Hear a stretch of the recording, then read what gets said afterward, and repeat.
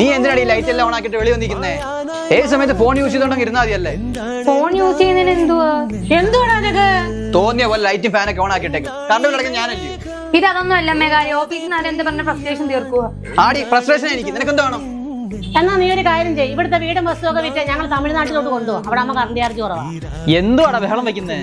എങ്ങനെയാണോ ബഹളം വെക്കാതിരിക്കുന്നത്? കഴിഞ്ഞ മാസം കറണ്ട് ബില്ല് 5500 രൂപ. എന്നെ പറഞ്ഞ ലൈറ്റ് ഫാനിലെ ജീവിക്കാൻ പറ്റുമോ? ഇനി കൂടത്തതേ ഉള്ളൂ. നിന്റെ അടുത്ത് അന്നേ പറഞ്ഞല്ലേ സോളാർ വെക്കാൻ.